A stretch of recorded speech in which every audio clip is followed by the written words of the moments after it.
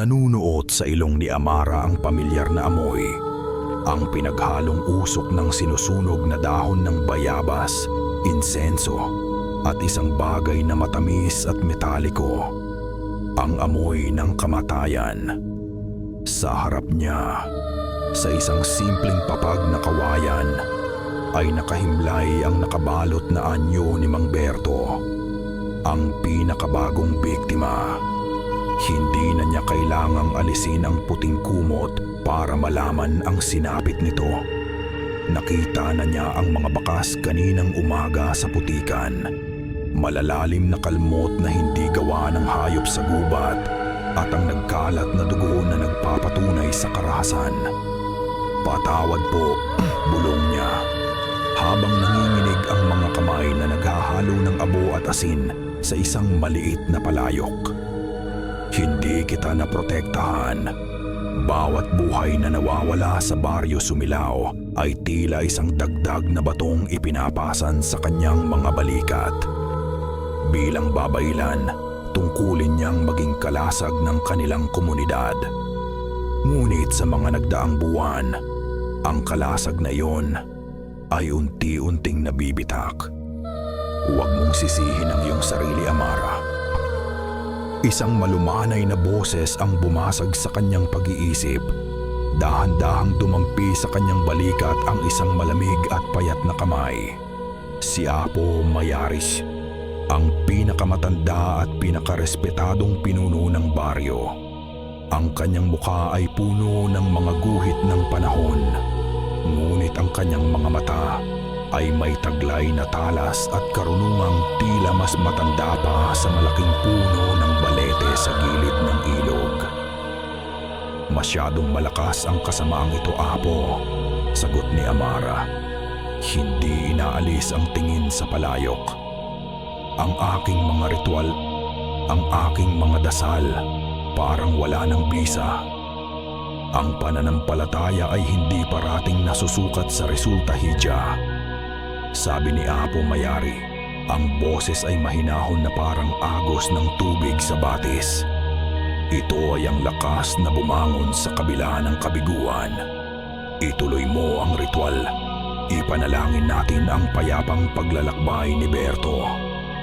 Tumango si Amara, humugot ng malalim na hininga, at sinimulang isaboy ang pinaghalong abo at asin sa paligid ng katawan.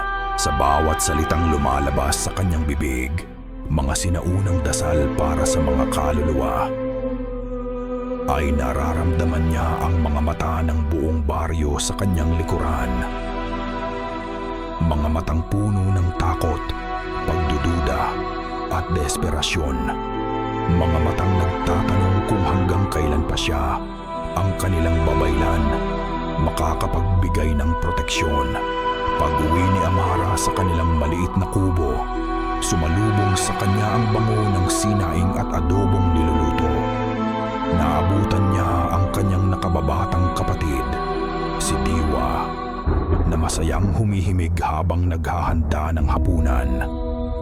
Ang 16 na taong gulang na si Diwa ang kanyang tanging pamilya, ang kanyang liwanag sa gitna ng kadilimang bumabalot sa kanilang baryo. Ang ngiti nito ay sapat na para pawiin ang bigat sa kanyang dibdib. "Ate, kumain na tayo," masiglang bati ni Diwa. "May ikukwento ako sa'yo." Habang kumakain sila, hindi mapigilan ni Diwa ang pagkinang ng kanyang mga mata. "Nagkita kami ulit ni Kael kanina." Bahagyang kumirot ang puso ni Amara. Si Kael, isang binatang hindi taga-Sumilao, na paminsan-minsan lang kung dumalaw dahil may kamag-anak daw sa kabilang bayan. Gwapo, magaling magsalita, at laging may mga kwento tungkol sa syudad. Mga kwentong nagbibigay kulay sa mga pangarap ni Diwa na makalayo sa Sumilao. "Ano na namang pinangako niya sa'yo?" tanong ni Amara. Sinubukang itago ang pag-aalala sa kanyang boses. Sabi niya, isasama niya raw ako sa pista sa bayan sa susunod na buwan. Ibibili niya ako ng bagong bestida. Diwa, alam mong mapanganib lumabas ng baryo ngayon. Lalo na kung takip silim na, paalala ni Amara. Ate naman, sumimangot si Diwa. Hindi naman totoo lahat ng kwento tungkol sa mga aswang. Sinasabi lang yan ng matatanda para takutin tayo. At saka, kasama ko naman si Kael. Kaya niya akong protektahan. Bago pa makasagot si Amara, may ipinakita si Diwa na nakasabit sa leeg nito. Isang kwintas. Gawa ito sa mga butil na maitim at makintab na hindi pamilyar kay Amara. Bigay niya sa akin, sabi niya, anting-anting daw ito. Galing pa raw sa mga ninuno niya. Hinawakan ni Amara ang isa sa mga butil. Kakaiba ito sa pakiramdam. Malamig at tila may bahagyang bigat na hindi pangkaraniwan. May kung anong bumabagabag sa kanya tungkol kay Kael. Isang pakiramdam na hindi niya maipaliwanag. Nang matapos ang hapunan, nagpaalam si Diwa na makikipagkita lang saglit kay Kael sa paborito nilang tagpuan. Sa may pampang ng ilog Pighati, kung saan malinaw na natatanaw ang paglubog ng araw. Mag-iingat ka, Diwa. Umuwi ka bago tuluyang dumilim ang langit, bilin ni Amara. Opo ate, mahal kita. Pahabol ni Diwa bago mabilis na tumakbo palabas. Naiwan si Amara na nakatanaw sa papalubog na araw. Ang kulay kahel na langit ay dahan-dahang nilalamon ng kulay lila at itim. Nagsimula ng mag-ingay ang mga kuliglig. Isang pamilyar na tunog ng gabi sa baryo. Sinubukan niyang pakalmahin ang sarili. Isang bata lang si Diwa na umiibig. Kailangan niya itong pagkatiwalaan. Isinara niya ang mga bintana at nagsindi ng gasera. Umupo siya sa sahig. Inihanda ang mga gamit para sa isa na namang ritual ng proteksyon para sa buong baryo. Ang bigat sa kanyang dibdib ay hindi pa rin nawawala. Katahimikan. Ilang sandali, tanging ang tunog ng mga kuliglig at ang pag-init ng apoy sa gasera ang kanyang naririnig. Isang panandaliang kapayapaan. Bigla, binasag ang lahat ng iyon. Isang nakapanindig balahibong hiyaw. Napatayo si Amara, nanlaki ang mga mata. Ang kanyang dugo ay tila nagyelo sa kanyang mga ugat. Ang sigaw, babae, puno ng takot. At nanggagaling ito mula sa iisang direksyon. Ang direksyon ng ilog Pighati. Diwa. Hindi na siya nag-isip. Tumakbo siya. Bawat hibla ng kanyang pagkatao ay isinisigaw ang pangalan ng kapatid. Ang hangin ay humahaplit sa kanyang mukha. At ang mga sanga ng mga halaman ay tila mga kamay na sumusubok na pigilan siya. Bumibigat ang kanyang paghinga. Nagniningas ang kanyang mga baga. Ngunit hindi siya tumigil nang marating niya ang pampang ng ilog Pighati. Hindi na siya nag-iisa. Ang nagniningas na liwanag mula sa mga sulo ay sumasayaw sa mga mukha ng mga taong baryo. Mga mukhang pinaghaluan ng takot at pag-uusisa. Ang kanilang mga bulungan ay parang tunog ng mga bubuyog na nagkakagulo. Narinig niyo ba? Parang boses ni Diwa. Ang mga aswang, bumalik na naman sila. Hindi sila pinansin ni Amara. Itinulak niya ang mga nakaharang sa daan. Ang kanyang mga mata ay ligaw na naghahanap.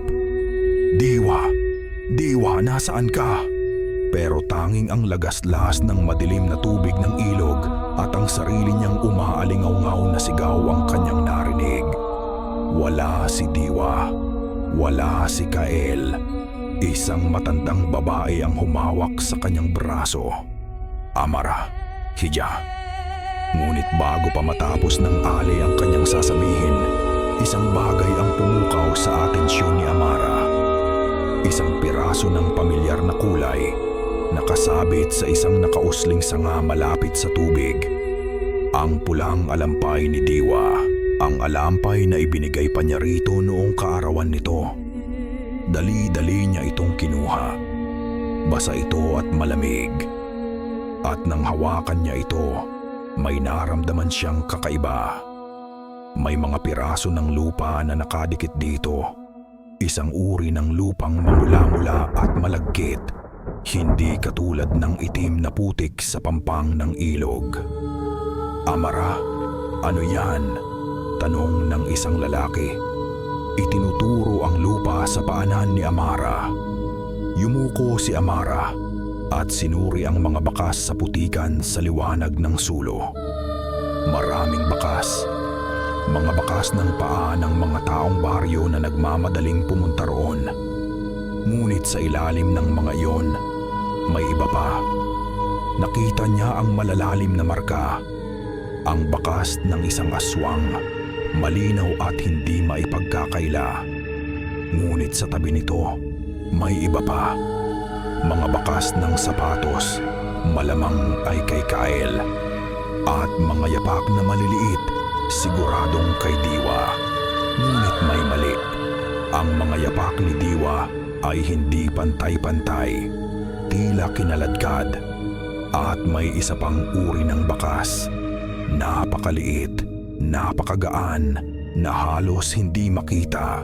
Parang yapak ng isang taong hindi halos tumitimbang. Hindi lang aswang ang may gawa nito. Bulong ni Amara sa sarili, habang ang kilabot ay unti-unting gumagapang sa kanyang batok. "Anong ibig mong sabihin, Hija?" Dumating na si Apo Mayari. Ang kanyang presensya ay agad na nagpatahimik sa mga nagbubulungan. Ang kanyang mukha ay isang maskara ng pag-aalala. Ngunit nang magtama ang kanilang mga mata, nakita ni Amara ang isang bagay na malamig at hindi mabasa sa likod ng mga iyon. "Apo, tingnan ninyo," sabi ni Amara, itinuturo ang mga bakas. "May iba pang narito, ang mga yapak, hindi ito pangkaraniwan." Tiningnan ni Apo Mayari ang putikan. Ngunit umiling lang ito, isang malungkot na pag-iling. Ang takot ay nililin lang ang ating mga mata, Amara. Nagpapanik ka lang. Malinaw na kagagawa nito ng mga halimaw na matagal nang gumagambala sa atin. Itinaas niya ang kanyang boses para marinig ng lahat. Ang aswang ang kumuha sa kanila. Isang kolektibong hininga ng takot ang narinig mula sa mga tao. Mabilis na kumalat ang salita ni Apo Mayari.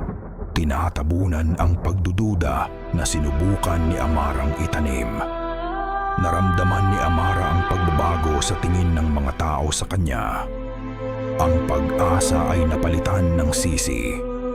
"Bakit hindi mo sila naprotektahan?" Bulong ng isang tinig mula sa karamihan. Mahina na ang kanyang bisa, sagot ng isa pa. Bawat salita ay parang suntok sa sikmura ni Amara. Bumalik si Amara sa kanyang kubo na pasan ang buong mundo.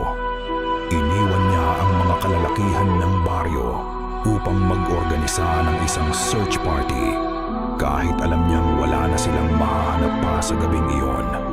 Sa loob ng kanyang silid, inilabas niya ang isang lumang mangkok na kahoy at pinuno ito ng tubig mula sa isang banga. Naglagay siya ng 3 dahon ng laurel at pumatak ng isang patak ng sarili niyang dugo. Umupo siya, ipinikit ang kanyang mga mata at nagsimulang bumigkas ng mga sinaunang salita para sa isang ritual ng paghahanap. "Mga espiritu ng tubig at lupa, ipakita ninyo sa akin. Ipakita ninyo sa akin si Diwa." Ang tubig sa mangkok ay nagsimulang umitim. Mga imahe ay nagsimulang mabuo, ngunit malabo at magulo. Nakita niya ang isang gubat na puno ng mga baluktot na puno. Nakita niya ang pula, dugo, napakaraming dugo. Nakita niya ang isang anino na may mga matang nagliliyab. At pagkatapos ay narinig niya ito. Isang tawa. Hindi ito tawa ng aswang na parang hayop.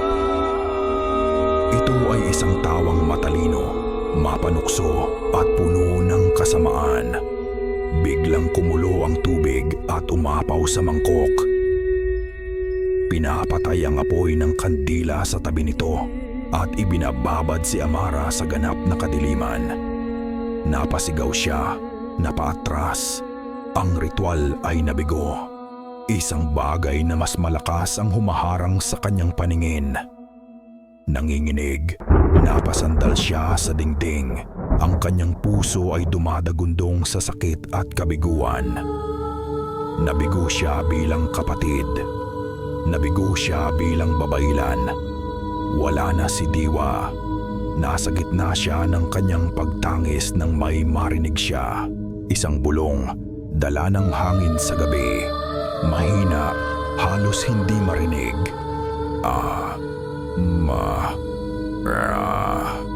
Napahinto siya sa pag-iyak. Pinakinggan niyang mabuti. Ang tunog ng mga kuliglig.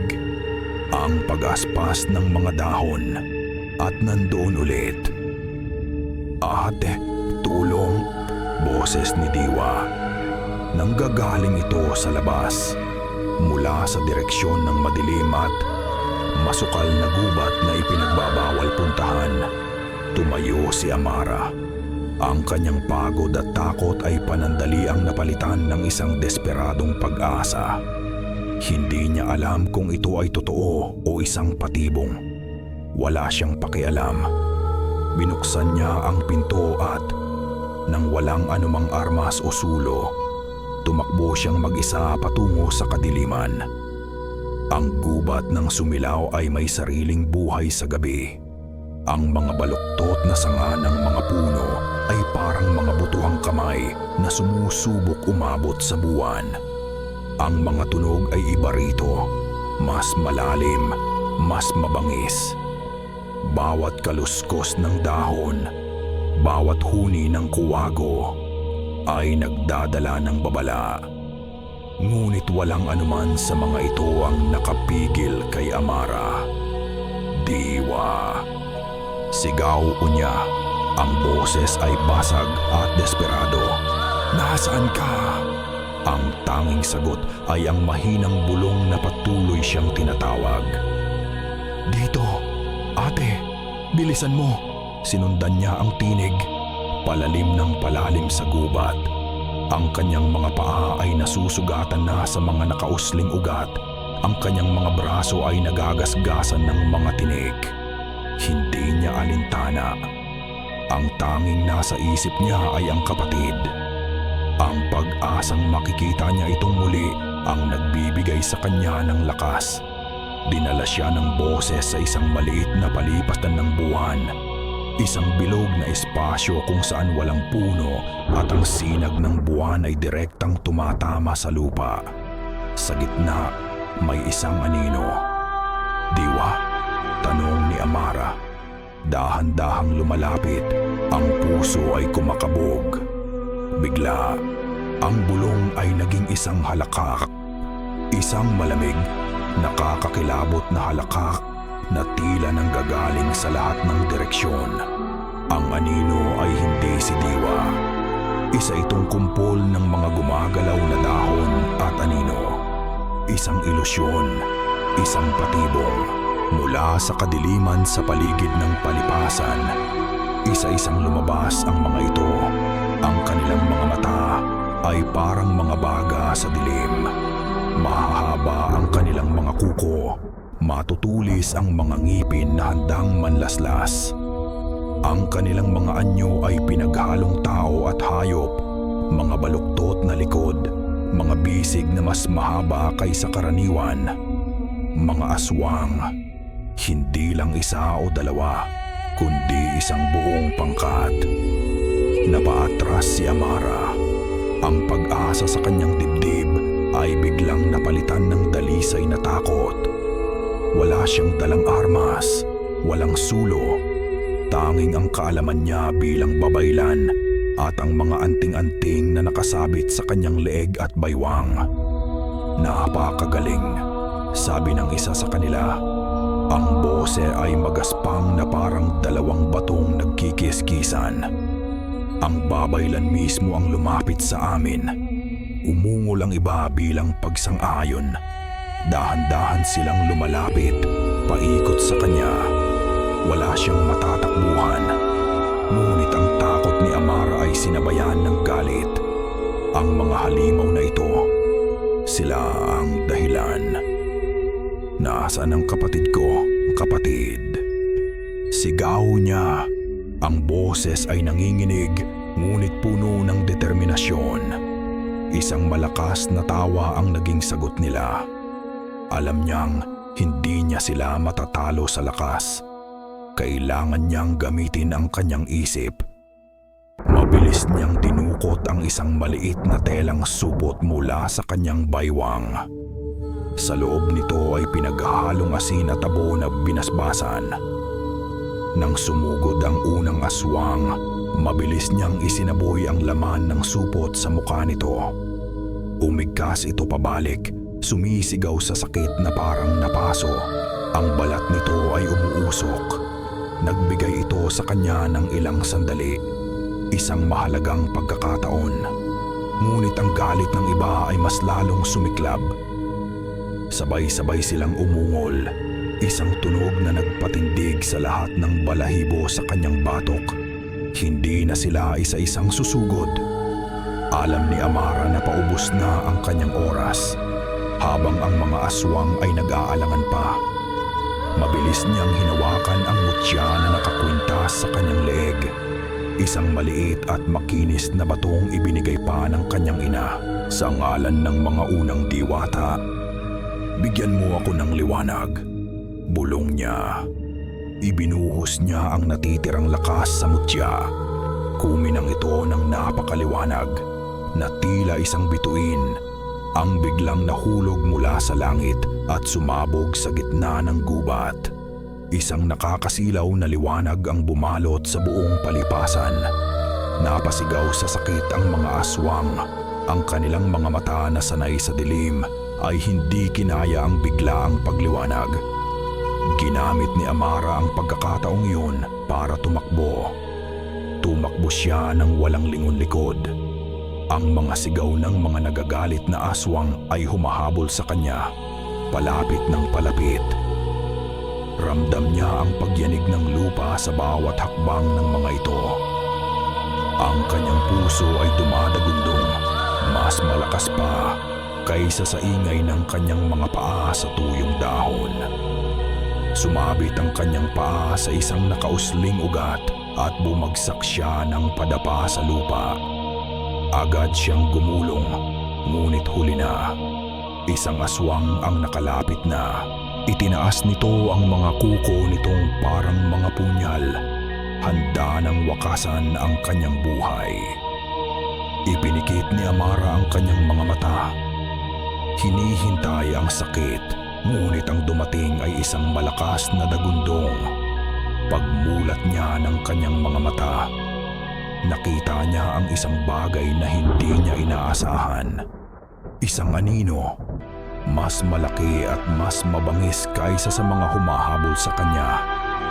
Ang tumalon mula sa itaas ng mga puno, lumapag ito sa pagitan niya at ng aswang na aatake. Ito ay isa ring aswang, ngunit iba. Mas matipuno ang pangangatawan, mas matalas ang titig. At sa halip na siya ang atakihin, hinarap nito ang sarili niyang mga kauri. Sa isang iglap, sinalakay ng bagong dating na aswang ang iba pa. Umulan ng mga kalmot at kagat. Mga katawan ay inihagis na parang mga basahan. Nagkaroon ng ganap na kaguluhan. Naguguluhan at takot, pinanood ni Amara ang halimaw na nagliligtas sa kanya mula sa iba pang mga halimaw. Tumakbo ka na. Umalingaw-ngaw ang isang magaspang na boses sa kanyang isipan. Hindi niya alam kung saan nanggaling ang utos, ngunit sinunod niya ito. Gamit ang natitirang lakas, muli siyang tumayo at tumakbo. Iniwan niya ang madugong labanan sa kanyang likuran. Tumakbo siya hanggang sa ang kanyang mga baga ay parang sasabog at ang kanyang mga binti ay parang mga haliging gelatin. Nang makarating siya sa gilid ng gubat, kung saan nagsisimula na muli ang pamilyar na mga landas ng baryo, tuluyan nang bumigay ang kanyang katawan. Ang huli niyang nakita bago siya lamunin ng kadiliman ay ang anino ng malaking aswang na nakatayo sa dulo ng gubat. Nakatanaw sa kanya. Dahan-dahang iminulat ni Amara ang kanyang mga mata. Ang unang pumasok sa kanyang isipan ay ang amoy ng mamasa-masang lupa at lumot. Madilim ang paligid, ngunit may maliit na apoy sa di kalayuan na nagbibigay ng sapat na liwanag. Nasa loob siya ng isang kuweba. Sinubukan niyang bumangon ngunit kumirot ang buo niyang katawan. Doon niya napansin na hindi siya nag-iisa. Sa tapat ng apoy, tahimik na nakaupo ang isang anyo. Hindi ito nakatali. Hindi ito gumagawa ng anumang ingay. Nakatingin lang ito sa kanya. Ito ang aswang na nagligtas sa kanya. Si Dante. At sa liwanag ng apoy, nakita niya sa mga mata nito ang isang bagay na hindi niya nakita sa ibang aswang. Hindi kabangisan, hindi pagkagutom, kundi talino. Ang unang naramdaman ni Amara ay ang panlalamig ng kanyang dugo. Automatiko siyang napahawak sa kanyang dibdib. Hinahanap ang mutya na nagligtas sa kanya, ngunit wala ito roon. Siguro'y nalaglag sa kanyang pagtakbo. Siya ay walang armas, sugatan, at nasa pugad ng isang halimaw. Huwag kang matakot. Umalingaw-ngaw ang boses sa kanyang isipan. Hindi ito gumalaw, ngunit ang boses ay malinaw at magaspang, parang mga batong gumugulong. Kung gusto kitang saktan, sana'y kinain na kita sa gubat. Napalunok si Amara. Sinubukang labanan ang panginginig ng kanyang katawan. Sino ka? Bakit mo ako tinulungan?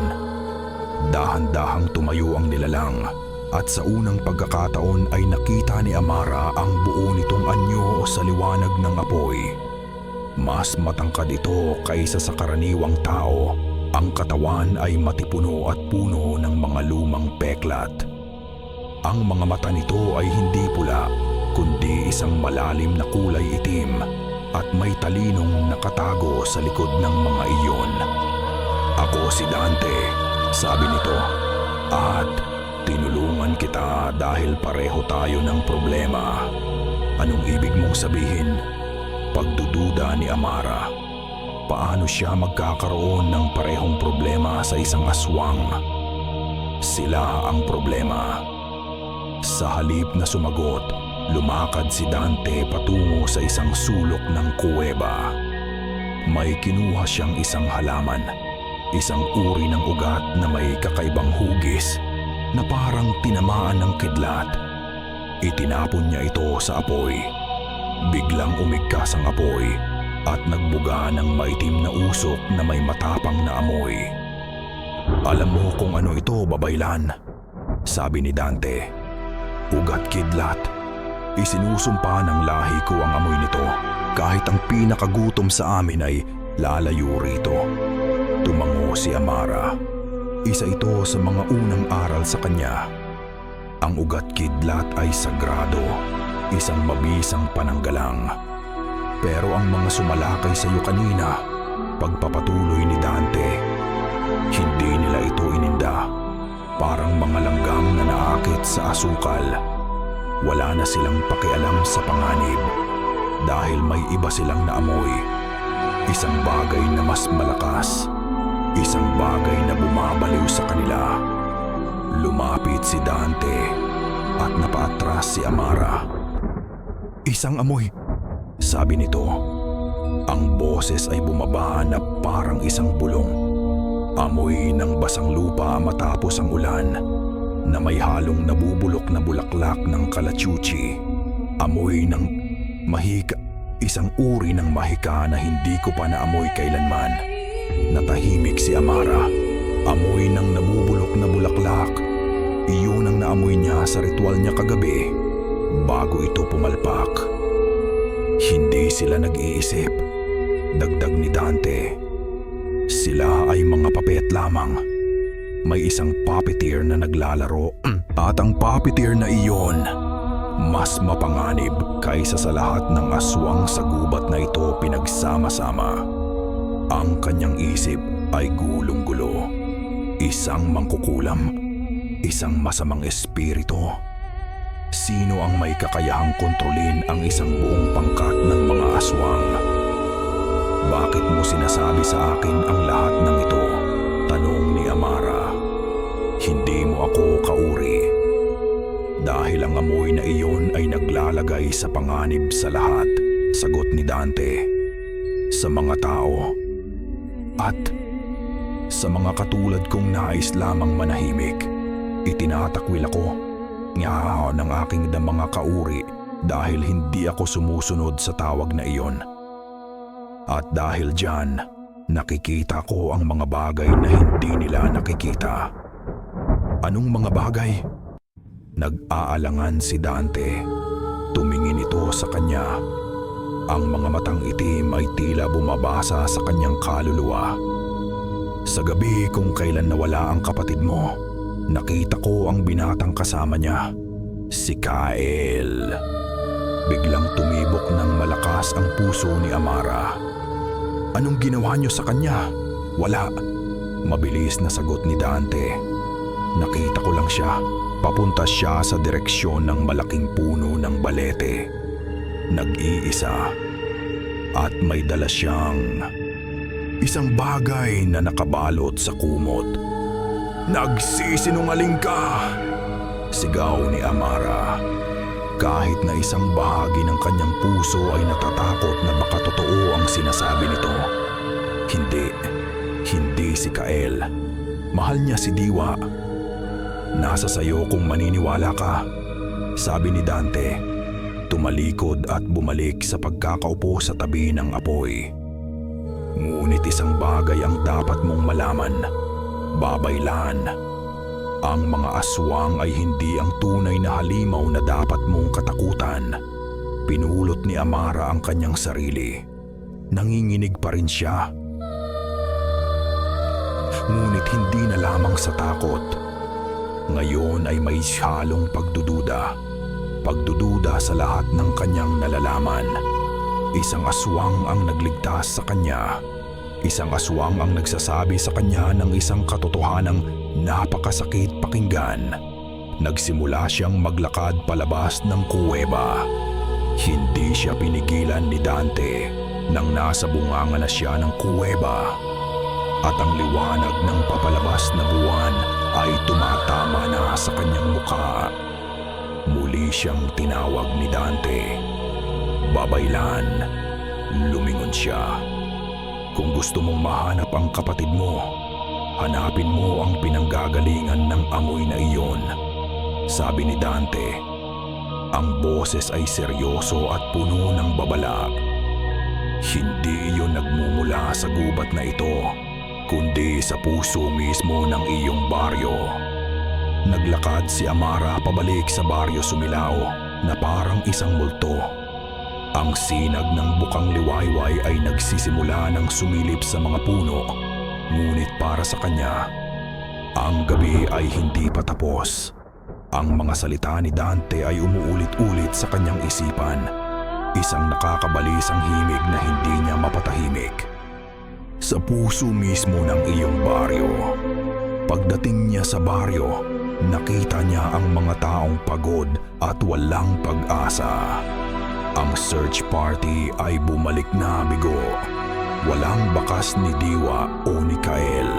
Nang makita siya ng mga tao, gusot ang damit, puno ng gasgas at putikan. Ang kanilang mga tingin ay pinaghalong awa at panunumbat. "Amara, saan ka nang galing?" Salubong ni Aling Nena. Ang mukha ay puno ng pag-aalala. "Akala namin ay inatake ako ng mga aswang," sagot niya. Ang boses ay pagod at walang emosyon. "Nakatakas ako." Hindi na niya idinugtong ang bahagi kung saan isang aswang din ang nagligtas sa kanya. Sino ang maniniwala? Ituturing lamang siyang nabaliw sa takot at pagdadalamhati.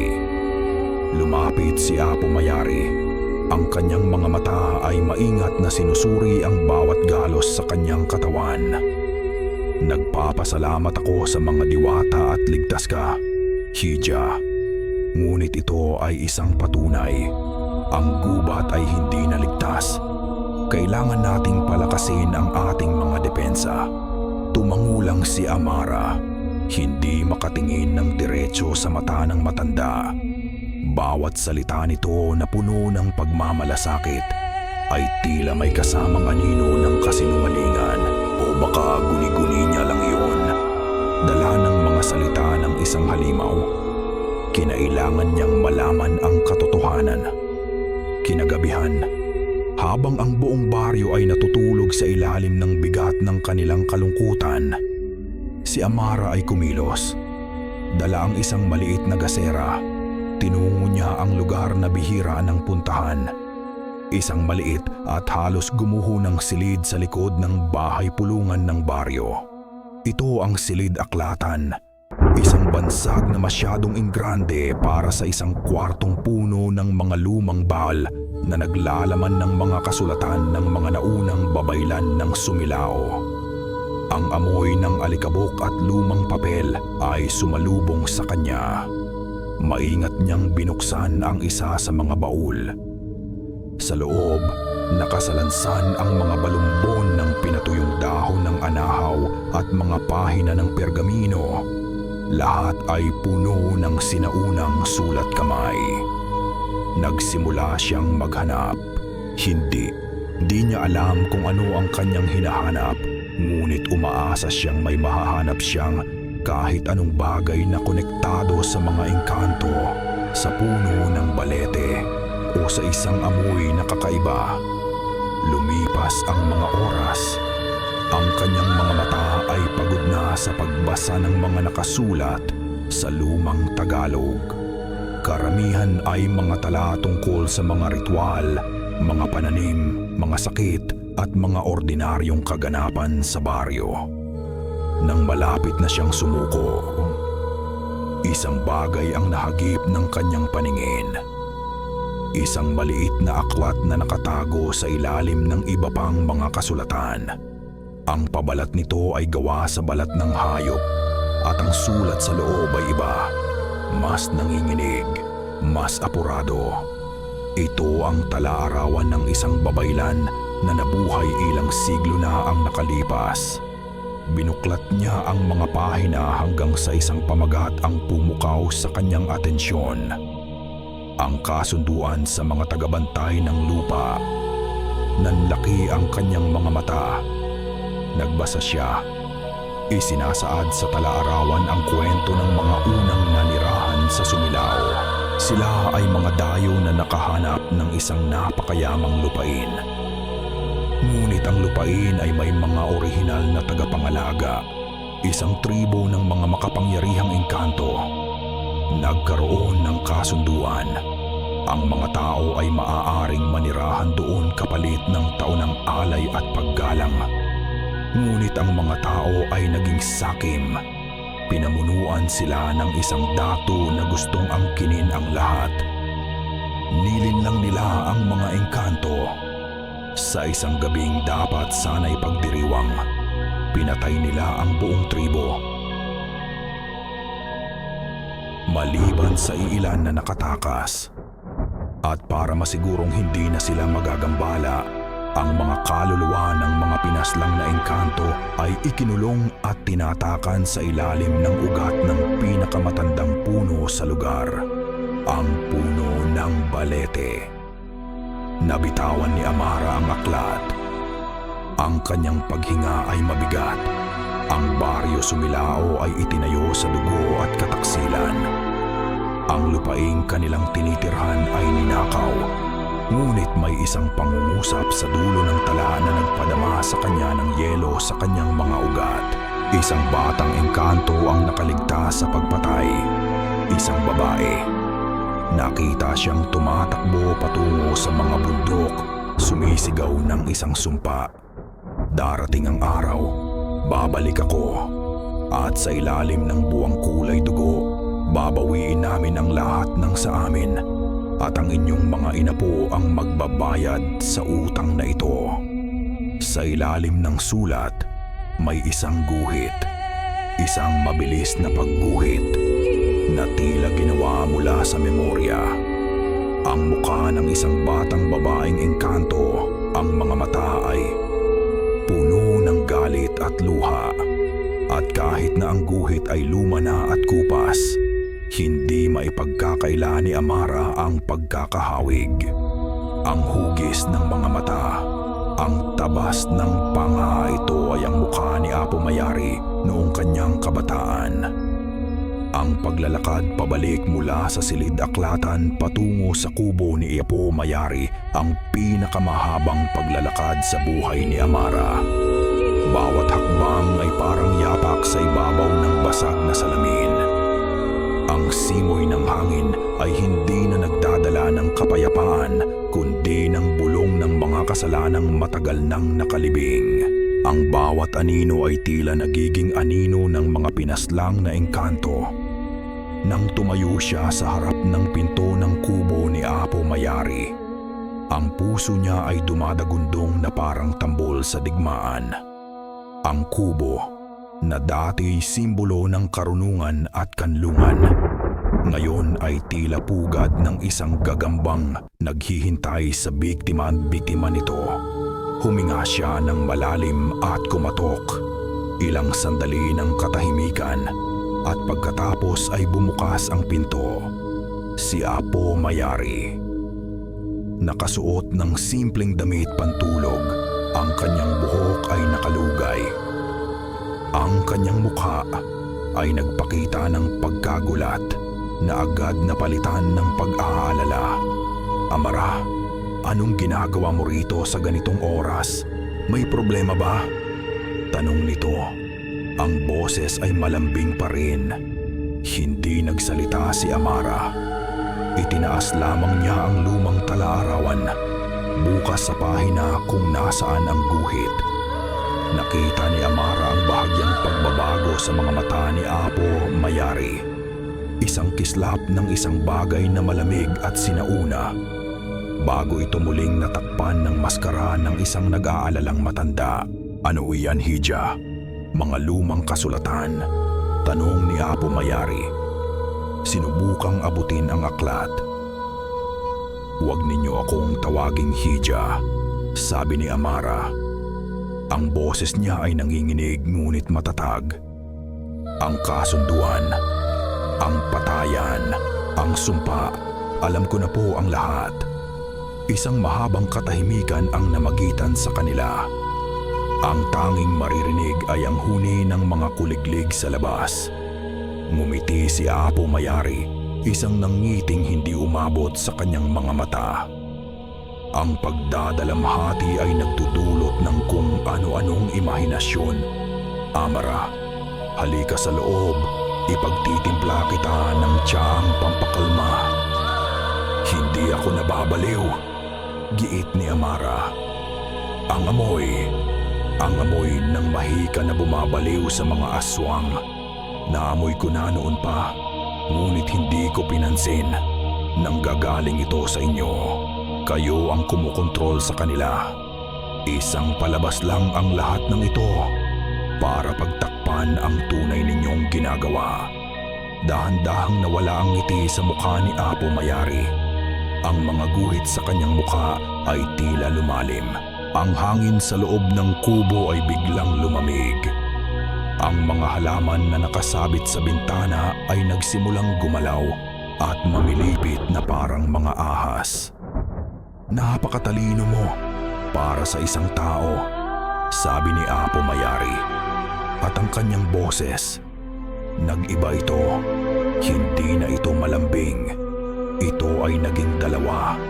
Tatlong boses na nagsasalita ng sabay-sabay.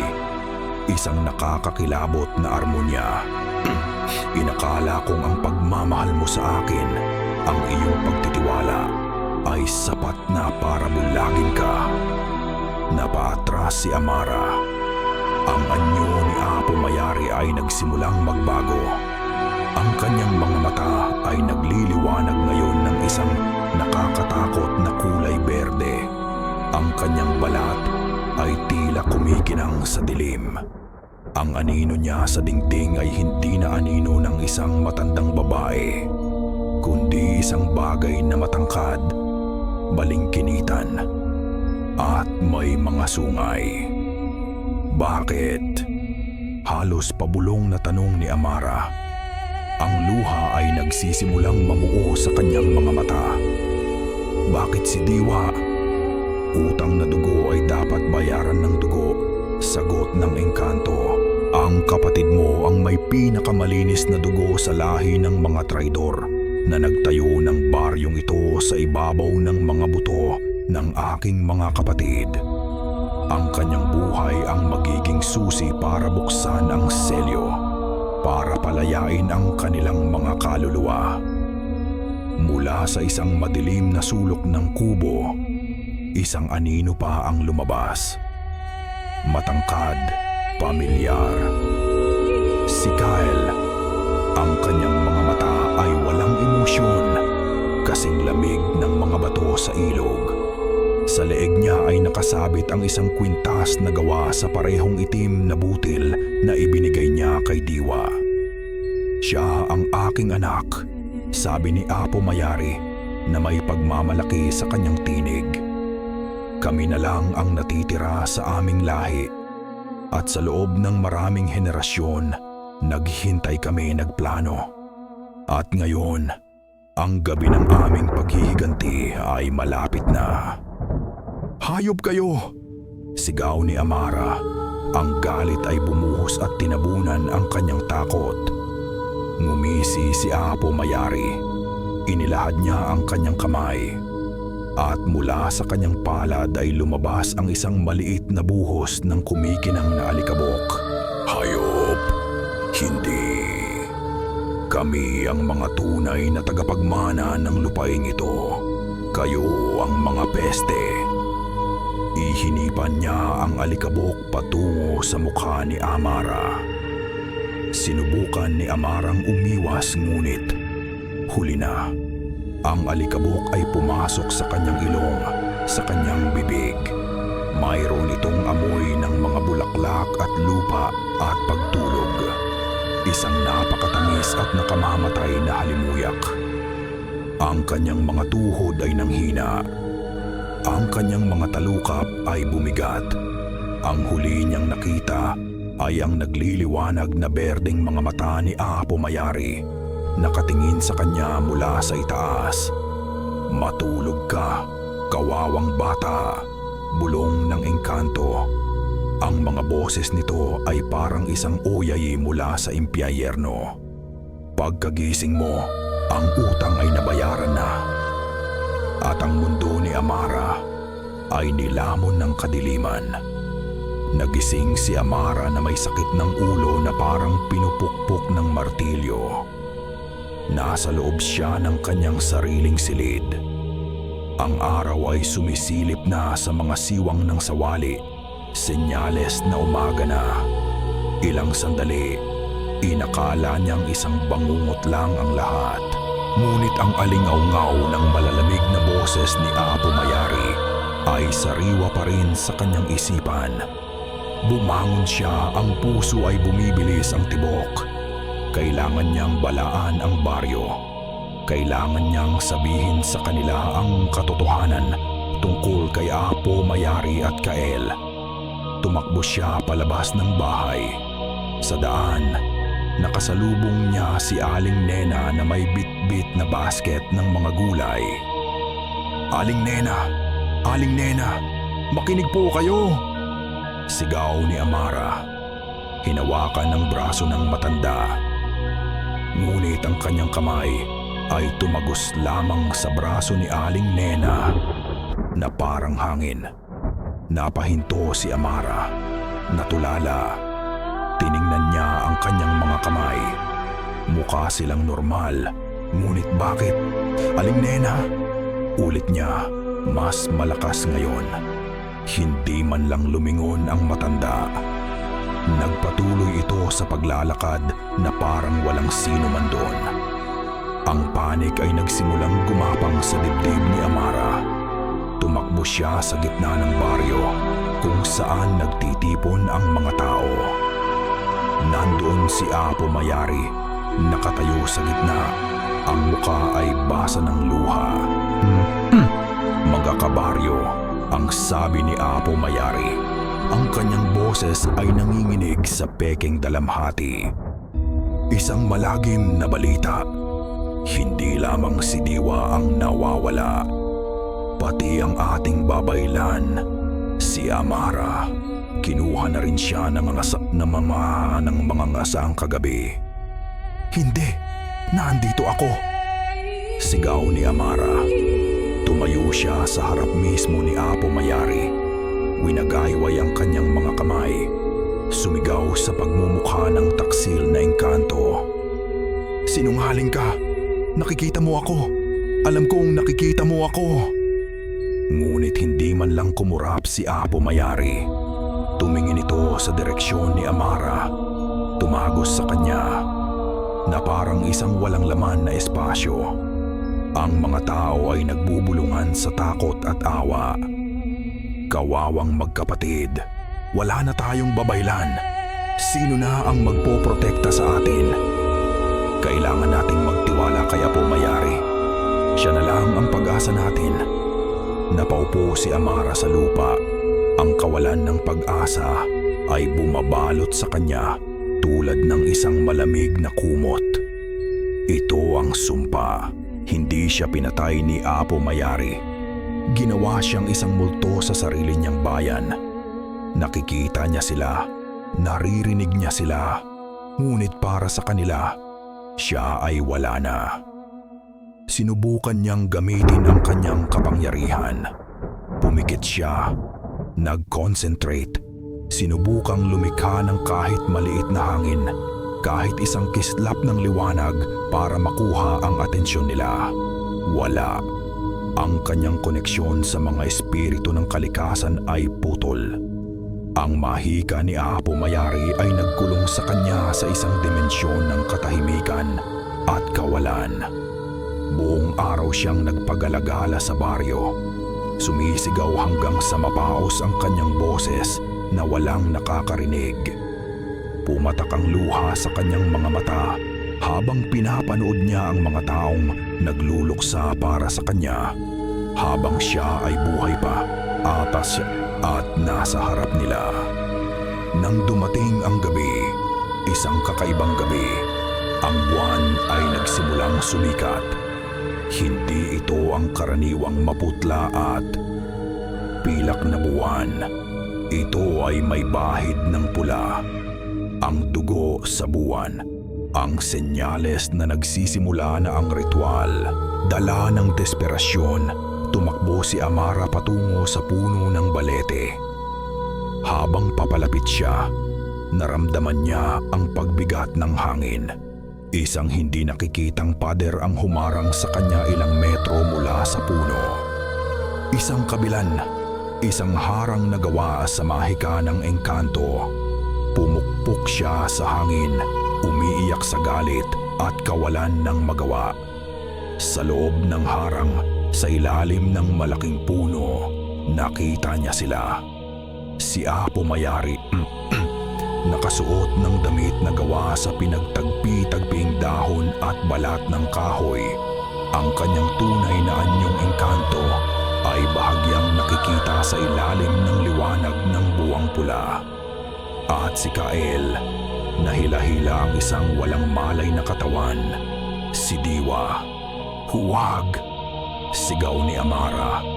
kahit alam niyang walang makakarinig. "Diwa, gumising ka. Parang awa niyo na." Inilapag ni Kael si Diwa sa isang malaking batong dambana sa paanan ng puno. Ang mga ugat ng balete ay nagsimulang gumalaw. Dahan-dahang pumulupot sa mga binti at braso ni Diwa. Si Amara ay napaluhod. Ang kanyang noo ay nakadikikit ang konti sa mamatate sa hindi nakikitang pader. Siya ay isang babaylan na walang kapangyarihan. Isang kapatid na hindi makapagligtas. Isang multo sa mundo ng mga buhay. Ito na ang katapusan. Wala ng pag-asa. At sa sandaling iyon ng ganap na kadiliman, isang anino ang tumabi sa kanya. "Sabi ko na nga, ba't hindi ka makikinig?" Ang pamilyar at magaspang na boses ni Dante. Nag-angat ng tingin si Amara. Nakatayo si Dante sa labas ng harang, nakatingin sa kanya. Hindi tumatagos ang tingin nito. Nakikita siya nito. "Nakikita mo ako?" tanong ni Amara. Ang boses ay puno ng pagtataka. "Hindi ako tao, babaylan," sagot ni Dante. "Ang sumpa niya ay para sa kanila, hindi para sa mga tulad ko. At mukhang kailangan mo ng tulong ng isang halimaw." Ang pag-asang biglang sumibol sa dibdib ni Amara ay kasing init ng apoy sa gitna ng malamig na gabi. Sa isang iglap, ang multo ng pag-iisa ay naglaho. May isang nilalang sa mundong ito na nakakakita sa kanya, at sa kabila ng lahat ng pag-aalinlangan, ang nilalang na iyon ang kanyang tanging pag-asa. "Paano?" tanong ni Amara habang pinupunasan ang kanyang mga luha. "Bakit nakikita mo ako?" "Ang sumpa ay nakatanim sa lupaing ito, sa dugo ng mga ninuno ninyo," paliwanag ni Dante. Ang kanyang mga matang itim ay nakatutok sa kumikinang na harang. Lahat ng may utang na dugo sa mga engkanto ay binulag niya. Pero ako, ang dugo ko ay iba. Ang sumpa ko ay iba. May pait sa huling mga salita ni Dante. Naunawaan ni Amara. Siya ay isang dayuhan sa parehong mundo. Sa mundo ng tao at sa mundo ng mga aswang. "Kailangan mong makapasok doon," sabi ni Amara. Ang kanyang boses ay nagkaroon ng bagong determinasyon. "Kailangan mong pigilan sila," umiling si Dante. "Hindi ko kaya mag-isa." Ang mahika ng engkanto, masyadong malakas. Sinasaktan nito ang balat ko sa tuwing lalapit ako. Itinaas niya ang kanyang braso at sa liwanag ng buwang pula, nakita ni Amara ang mga marka ng paso na nagsisimula ng mabuo sa kanyang balat. Pero may paraan para sirain ang harang, ngunit mangangailangan ito ng sakripisyo. "Ano man," mabilis na sagot ni Amara. "Gagawin ko ang lahat." Tumingin si Dante sa kanya, isang seryosong titig. Ang kabilan ay pinapatakbo ng dalisay na mahika ng kalikasan.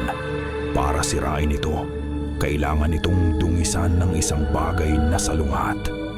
Isang bagay na marahas at hindi natural. Nag-aalangan siyang sabihin ang susunod. "Dugo ng aswang," naintindihan ni Amara. Para makapasok sila, kailangan ni Dante na saktan ang kanyang sarili.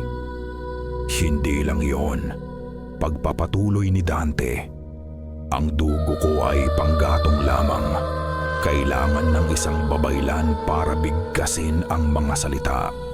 Para ituon ang kapangyarihan. Kahit hindi ka nila nakikita, ang iyong espiritu, ang iyong esensya bilang babaylan, naririto pa rin. Ikaw ang magiging sandata. Ako ang magiging bala." Madi, walang pag-aalinlangan sa mga mata ni Amara. Sabihin mo sa akin ang gagawin. Itinuro ni Dante ang 5 punto sa paligid ng harang na bumubuo ng isang bituin. Sa bawat sulok, kailangan kong mag-iwan ng marka ng aking dugo. Habang ginagawa ko iyon, kailangan mong bigkasin ang isang sinaunang dasal. Isang dasal ng pagbali, hindi ng paglikha. Alam mo ba ang mga ganoong salita?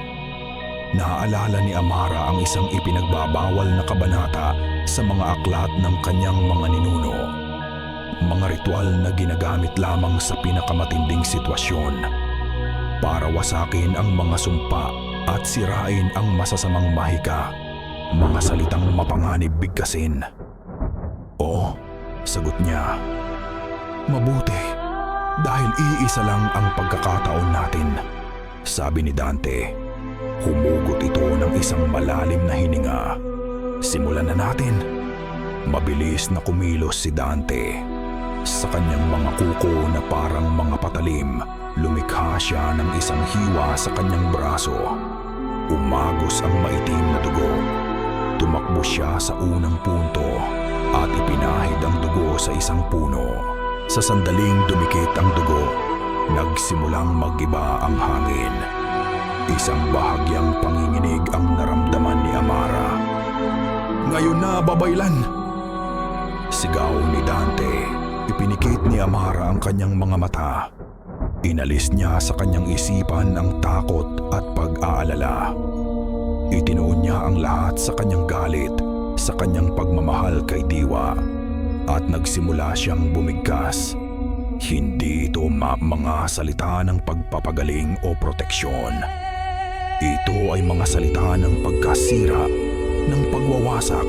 Ang mga salita ay dumaloy mula sa kanya na parang isang maruming ilog. Bawat pantig ay puno ng bigat. Tumakbo si Dante sa 2 punto, pagkatapos sa 3. Sa bawat marka ng dugo na iniiwan niya, ang panginginig ng harang ay lumalakas. Ang hangin ay nagsimulang umihip ng malakas. Ang mga dahon ay nag-iikot sa paligid nila. Sa loob ng harang, naramdaman ni Apo Mayari ang pagbabago. Lumingon ito sa kanilang direksyon.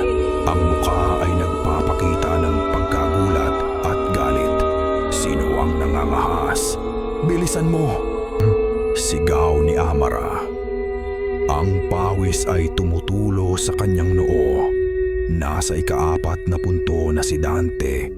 Ang kanyang paghinga ay mabigat na. Ang kanyang hiwa ay patuloy sa pagdurugo. Habang papalapit si Dante sa 5 at huling punto, isang ugat mula sa puno ng balete ang biglang bumarurot mula sa lupa at humampas sa kanya. Tumalsik si Dante, bumagsak sa lupa. Dante! Sinubukan nitong tumayo, uniiwa ito mamamakan po. Ngunit ang kanyang binti ay nasugatan. Sa loob, si Apo Mayari ay naghahanda na. Itinaas na niya ang isang obsidian na punyal sa ibabaw ng dibdib ni Diwa. Ang buwan ay nasa pinakamataas na nitong punto. Ang kulay pula nito ay kasinsidhi ng sariwang dugo. Hindi pa tapos, ungol ni Dante. Gumapang siya. Dugo mula sa kanyang braso at binti ang humahalo sa lupa. Iniunat niya ang kanyang kamay. Ang mga daliri ay nanginginig at idinikit ang kanyang duguang palad sa huling puno. Tapusin mo na! Sigaw niya. Ibinuhos ni Amara ang lahat ng natitirang lakas sa huling mga salita ng dasal. Isang salitang hindi dapat binibigkas ng sinumang babaylan. Isang salita para sa katapusan. Sa sandaling binitawan niya ito, isang nakakabinging tunog ang pumuno sa hangin. Ang tunog ng isang malaking salamin na nababasag sa 1,000,000 piraso. Ang hindi nakikitang harang ay sumabog papasok, naglabas ng isang malakas na bugso ng hangin na nagpatumba sa mga puno at nagpaikot sa alikabok. Nang humupa ang lahat, ang sumpa sa kanya ay nawala. Naramdaman ni Amara ang lupa sa ilalim ng kanyang mga kamay. Nakikita na siya at sa kanyang harapan, ilang metro na lang ang layo. Nakatayo si Apo Mayari. Ang punyal ay handa ng ibagsak. Ang kanyang mga mata ay nag-aapoy sa galit. Ikaw, ang sabi ng engkanto, puno ng pagkasuklam. Dapat ay hinayaan na kitang mabulok bilang isang multo. Walang nasayang na sandali. Habang ang galit ni Apo Mayari ay nakatuon kay Amara, si Dante, sa kabila ng kanyang sugatang binti ay sumugod na parang isang anino. Ngunit hindi si Apo Mayari ang kanyang target, kundi si Kael. Nagpang-abot ang dalawa sa isang marahas na salpukan, mga ungol at kalmot. Ang bilis at talas ng engkanto laban sa purong lakas at bangis ng isang aswang. Ang gulo ay nagbigay kay Amara ng pagkakataong kailangan niya. Tumakbo siya, hindi patungo kay Apo Mayari, kundi patungo sa kanyang kapatid. Gamit ang isang maliit na patalim na laging nakatago sa kanyang baywang, mabilis niyang pinutol ang mga ugat na pumupulupot kay Diwa. Hindi mo siya makukuha, sigaw ni Apo Mayari. Ikinumpas niya ang kanyang mga kamay at ang lupa sa paanan ni Amara ay bumuka. Mula sa siwang, mga ugat na kasing talas ng sibat ang bumulusok paitaas. Mabilis na umilag si Amara, gumulong palayo. Ang mga ugot ay tumama sa batong dambana na lumikha ng mga kislap ng apoy. Hindi na ako ang babaylan na kilala ninyo, sigaw ni Amara pabalik. Ang kanyang takot ay napalitan na ng isang malamig na determinasyon. Sa kun, hindi na siya ang batang babaeng naghahanap ng pag-apuruba. Siya ay isang mandirigma na ipinaglalabantisan ang kanyang pamilya. Dinukot niya ang lahat ng natitira sa kanyang mga supot, asin, abo, pinatuyong bulaklak ng sampagwita at durog na luya. Mabilis siyang gumuhit ng isang bilog sa paligid ng dambana kung saan nakahiga si Diwa. Sa ngalan ng araw at lupa, protektahan mo ang walang malay. Bumigkas siya. Ang bilog ay biglang nagliwanag ng isang maputlang puting ilaw, isang sagradong harang na hindi kayang pasukin ng mahika ni Apo Mayari. Napasigaw sa galit ang engkanto. Mga hangal na ritual. Walang silbi iyan laban sa kapangyarihan ng lupaing ito. Itinaas ni Apo Mayari ang kanyang mga kamay. Ang buong puno ng balete ay tila nabuhay. Ang mga sanga nito ay yumuko na parang mga latigo humahampas sa kinaroroonan ni Amara. Ang mga dahon ay umugong na parang isang kuyog ng mga pukyutan. Tumakbo si Amara, umiiwas sa mga humahampas na sanga. Ang bawat pag-iwas ay nangangailangan ng lahat ng kanyang liksi. Nakita niya ang isang pagkakataon. Isang makapal na sanga ang humampas pababa. Sa halip na umiwas, sumalubong siya. Gamit ang kanyang patalim, hiniwa niya ang isang anting-anting na gawa sa ngipin ng buwaya na nakasabit sa kanyang leeg at isinaksak ito sa sanga. Ang sakit na idinulot mo, ibalik sa'yo, sigaw niya. Ang anting-anting na puno ng kapangyarihan ng proteksyon ay nag-react sa masamang mahika ng engkanto.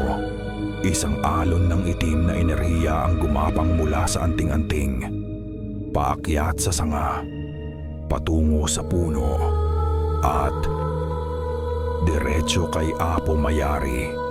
Napahiyaw sa sakit ang engkanto, napahawak sa kanyang dibdib. Ang koneksyon nito sa puno ay pansamantalang naputol. Bumagsak ang mga sanga, nanlambot. Samantala, ang laban ni Dante at Kael ay umabot sa sukdulan. Si Kael ay mabilis at tuso, gumagamit ng mga tinik at matutulis na sanga bilang sandata. Ngunit si Dante ay hindi matinag. Tinitiis niya ang bawat sugat. Ang kanyang mga mata ay nakatuon lamang sa kanyang kalaban. Sa isang malakas na dagok, nahuli ni Dante ang braso ni Kael at marahas itong ibinalibag sa isang malaking bato. Narinig ang isang malutong na tunog ng nabaling buto. Bumagsak si Kael, umuungol sa sakit. Ngunit ang tagumpay ay panandalian lamang. Sa paghina ni Apo Mayari, ang galit nito ay mas lalong sumidhi. Ang kanyang anyo ay mas lalong naging halimaw. Ang kanyang balat ay naging parang balat ng kahoy. At ang kanyang mga kuko ay humaba pa. Tapusin na natin ito. Sabi ng engkanto, ang mga boses nito ay puno ng lason. Itinaas nito ang obsidian na punyal at sumugod, hindi kay Amara, kundi diretso sa nagliwanag na bilog kung saan nakahiga si Diwa. Nanlaki ang mga mata ni Amara. Alam niyang hindi kayang pigilan ng kanyang harang ang isang direktang pisikal na pag-atake ng ganito kalakas na nilalang. Si Dante ay masyadong malayo at sugatan para makatulong. Si Kael, sa kabila ng kanyang bali sa braso, ay nakabangon. Nakita niya ang pano ng kanyang ina. Sa halip na tumulong, tumakbo siya patungo sa dambana mula sa kabilang direksyon. Napagtanto ni Amara ang kanilang plano. Sasabayin nilang sirain ang harang at patayin si Diwa. Wala na siyang oras para mag-isip. Kailangan niyang pumili. Tapusin ang laban kay Apo Mayari o iligtas ang kanyang kapatid mula kay Kael. Isang imposibleng pagpili. Walang pag-aalinlangan sa kanyang puso. Sa isang iglap, binitawan ni Amara ang lahat ng kanyang galit at determinasyon na talunin si Apo Mayari. May mas mahalaga pa kaysa sa paghihiganti. Tumakbo siya. Ang mundo ay tila bumagal. Nakita niya ang nanlilisik na mga mata ni Apo Mayari sa kanyang kaliwa. Ang obsidian na punyal ay kumikinang sa ilalim ng buwang pula. Nakita niya ang desperadong mukha ni Kael sa kanyang kanan. Ang isang braso nito ay nakaunat.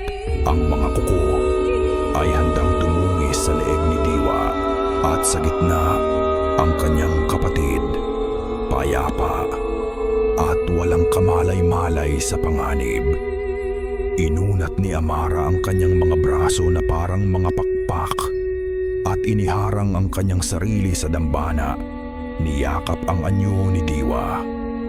Naging isa siyang buhay na kalasag. Hindi si Apo Mayari ang unang umabot. Si Kael. Ang kanyang matutulis na kuko ay bumaon ng malalim sa likod ni Amara.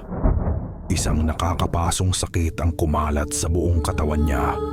Mas masahol pa sa anumang sakit na naramdaman niya noon. Narinig niya ang sarili niyang pagsigaw. Isang tunog na pinaghalong sakit at pag-agaw buhay. Ramdam niya ang mainit na likidong dumadaloy sa kanyang likuran. Ang kanyang dugo. Ate! Isang sigaw ang bumasag sa kanyang pandinig. Si Diwa. Nagising ito. Ang sigaw nito, ang takot sa boses nito, ang nagbigay kay Amara ng huling lakas. Ang sakit ay naging kapangyarihan. Ang dugo niya, ang dugo ng isang babaylan na nagsasakripisyo para sa pag-ibig, ay tumulo mula sa kanyang mga sugat, pumatak sa ibabaw ng batong dambana, at bumahid sa lupa sa paanan ng puno ng balete. At ang lupa ay sumagot. Hindi ito ang sagot na inaasahan ni Apo Mayari. Ang lupa'y siya po ay hindi nagalak sa alay. Sa halip, ito ay nasuklam. Ang dalisay na dugo ng isang tagapagtanggol ay lason sa madilim na ritual ng engkanto.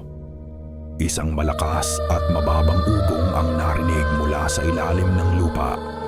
Ang selyo na dapat sanang masira ay sa halip ay mas lalong humigpit, ngunit sa pagkakataong ito, hindi na lamang ang mga kaluluwa ng mga engkanto ang kinukulong nito.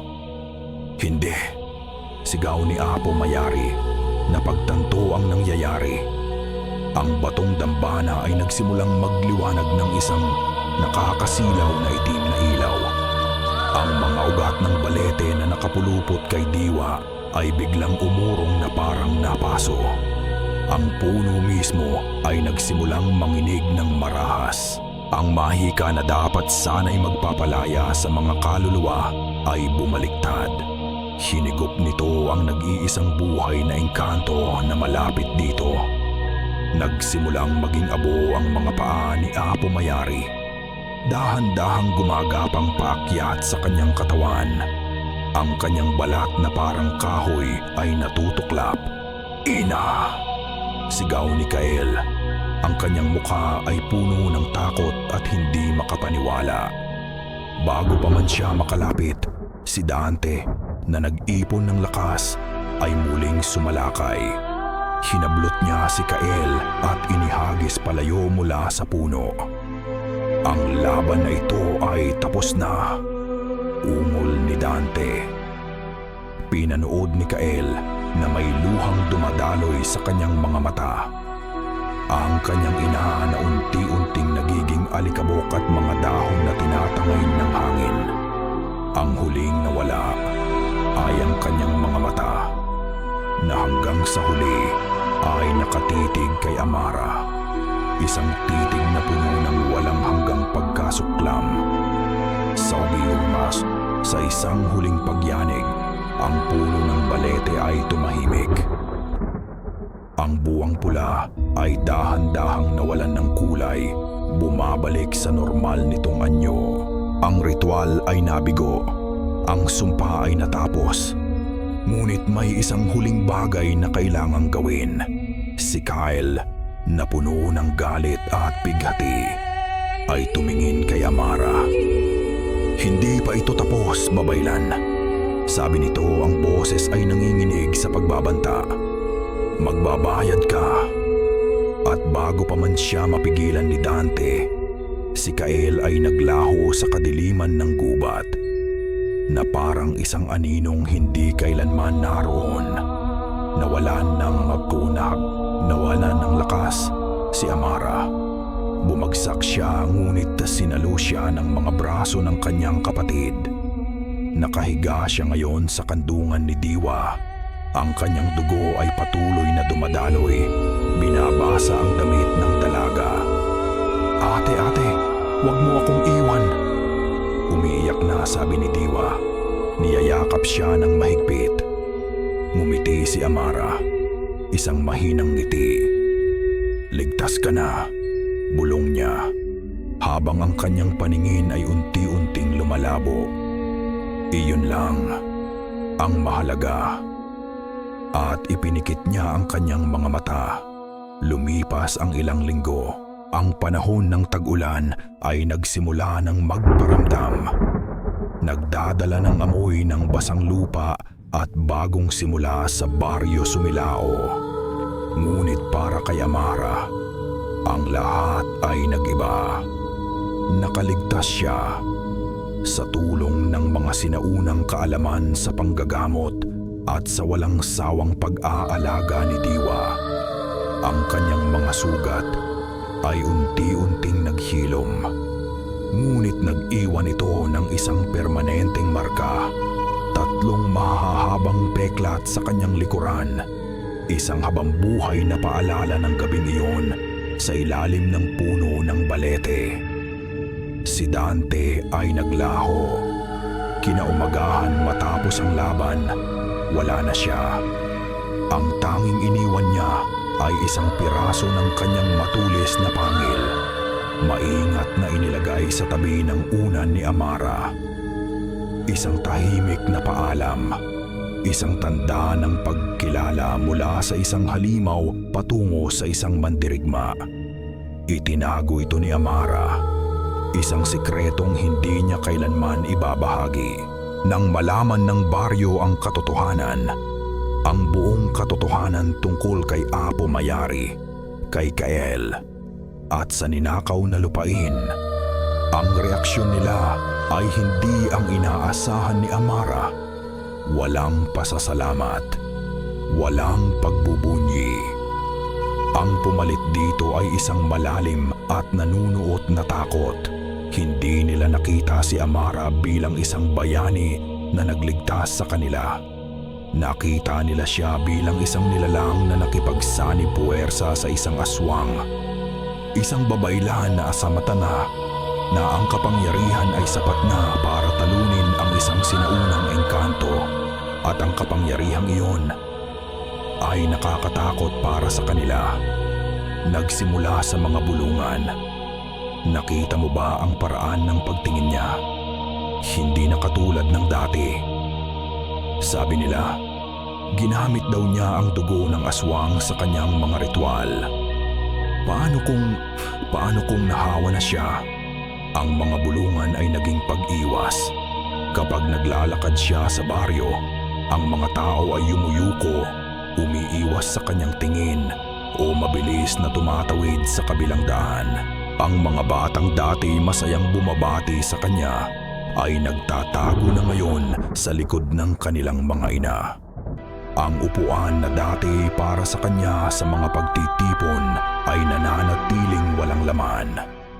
Ang kanyang tagumpay ay naging isang sumpa ng pag-iisa. Isang hapon, nakaupo siya sa pampang ng ilog pighati. Ang parehong lugar kung saan nagsimula ang lahat. Tinitingnan niya ang kanyang refleksyon sa tubig. Nakita niya ang isang babaeng may mga matang mas matanda kaysa sa kanyang edad. Isang babaeng nagdala ng bigat ng nakaraan at kasalukuyan. Hindi sila naiintindihan, sabi ng isang boses sa likod niya. Si Diwa. Umupo ito sa tabi niya. Ang balikat nila ay magkadikit. Ang dating pangarap ni Diwa na umalis sa Sumilao ay naglaho na. Ang kanyang mundo ngayon ay ang pag-aalaga sa kanyang ate. Natatakot lang sila sa hindi nila maintindihan ate. Pagpapatuloy ni Diwa. Paano kung sila ang tama? Malungkot na tanong ni Amara. Para talunin ang isang halimaw, kinailangan kong yakapin ang isang bahagi ng kadiliman. Paano kung may naiwan sa akin? Hinawakan ni Diwa ang kamay ni Amara. Ang naiwan sa iyo ay ang katapangan. Ang naiwan sa iyo ay pagmamahal. Iniligtas mo ako, ate. Iniligtas mo silang lahat. Kahit hindi nila yon nakikita, ako, nakikita ko. Yumakap si Amara sa kanyang kapatid. Sa yakap na iyon, nahanap niya ang isang piraso ng kapayapaan. Siguro, hindi na mahalaga ang tingin ng buong baryo. Ang mahalaga ay ang taong nasa tabi niya. Nang gabing iyon, habang nakahiga siya sa kanyang higaan, narinig niya ito. Isang alulong mula sa kalayuan ng gubat. Ngunit iba ang alulong na ito. Hindi ito ang tunog ng pagkagutom o kabangisan na dati niyang naririnig. Ito ay mas mahaba, mas malungkot. Parang isang pagbati. Isang paalala na ang mundo ay mas malawak at mas komplikado kaysa sa itinuturo ng mga lumang aklat. Na ang linya sa pagitan ng halimaw at hindi ay mas malabo kaysa sa kanyang inaakala. At sa unang pagkakataon sa loob ng mahabang panahon, hindi takot ang naramdaman ni Amara, kundi pag-unawa. Ang mga araw ay naging linggo at ang mga linggo ay naging buwan. Ang baryo Sumilao ay unti-unting bumabalik sa normal, isang bagong uri ng normal. Ang mga pag-atake ng aswang ay tuluyan ng tumigil. Ang mga gabi ay naging mas tahimik, ngunit ang katahimikang ito ay may kasamang bigat, isang hindi nabibigkas na takot na nakasentro sa isang kubo sa gilid ng baryo. Tinanggap na ni Amara ang kanyang bagong papel. Hindi na siya ang babaylan na tumatayo sa gitna ng komunidad, namumuno sa mga ritual na may kasamang palakpakan at pasasalamat. Siya na ngayon ang anino sa gilid, ang tahimik na tagabantay. Sa bawat takip silim, sa halip na sa gitna ng baryo. Ginagawa na niya ang kanyang mga ritual ng proteksyon ng mag-isa sa mga hangganan ng Sumilao. Iginuguhit niya ang mga selyo sa lupa. Nagsasabit ng mga anting-anting sa mga puno at bumubulong ng mga dasal sa hangin. Walang nakakakita, walang nakakaalam, ngunit ginagawa niya pa rin. Dahil ito na ang kanyang tungkulin, hindi na para sa kanilang pagkilala, kundi para sa kanilang kaligtasan. Isang umaga, dinalaw niya ang puno ng balete. Hindi na ito nagtataglay ng madilim na enerhiya. Isa na lamang itong napakatandang puno, isang tahimik na saksi sa kasaysayan ng kasalanan at pagtubos. Hinawakan niya ang magaspang na balat nito. Wala nang galit, wala nang takot, tanging isang malalim na pag-unawa. Natutunan niya ang pinakamahalagang leksyon. Ang tunay na kapangyarihan ay hindi nagmumula sa pagtanggap ng iba, kundi sa pagtanggap sa sarili. Tinanggap niya na ang kanyang mga kamay ay may kakayahang lumikha at sumira. Tinanggap niya na ang kanyang puso ay may kakayahang magmahal at magsakripisyo. Tinanggap niya kung sino siya, isang babaylan na naglakad sa dilim at bumalik na buo. Ate, lumingon si Amara. Si Diwa, may dalang basket ng mga prutas. Ang ngiti nito ang kanyang araw-araw na bukang liwayway. Panahon na para umuwi, sabi ni Diwa. Habang naglalakad sila pabalik, tinitingnan ni Amara ang baryo mula sa malayo.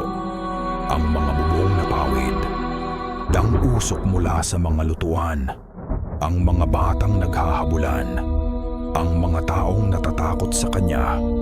Hindi niya sila masisisi, ngunit hindi rin niya sila tatalikuran. Sila pa rin ang kanyang mga tao.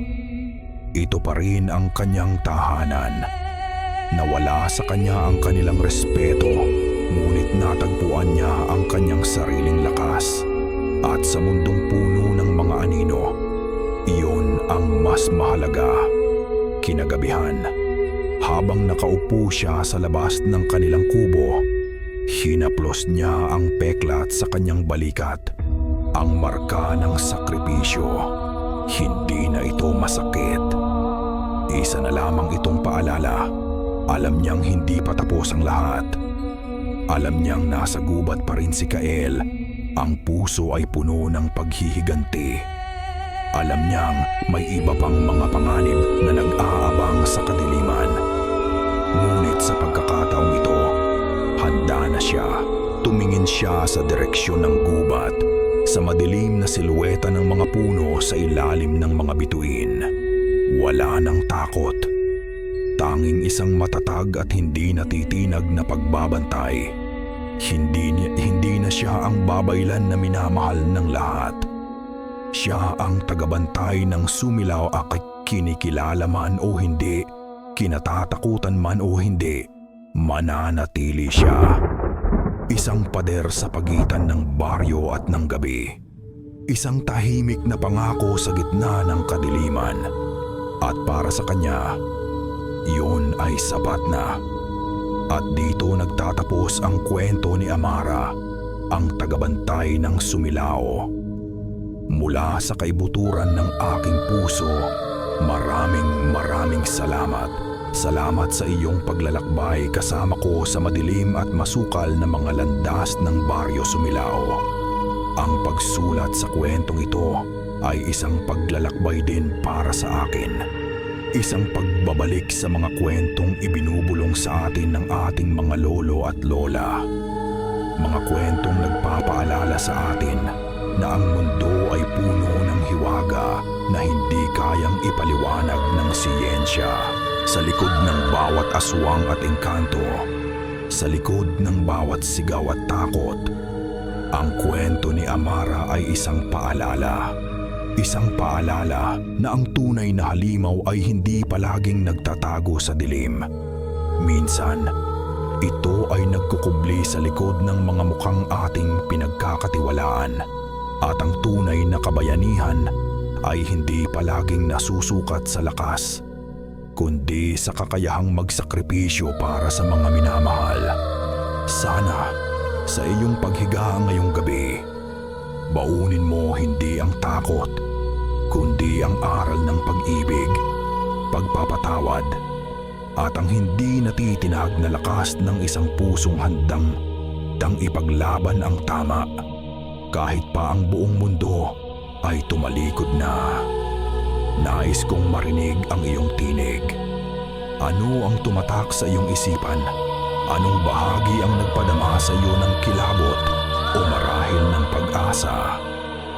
Ang iyong mga saloobin ay mahalaga dahil sa huli, ang isang kwento ay nabubuhay hindi lamang sa isipan ng manunulat, kundi sa puso ng bawat nakikinig.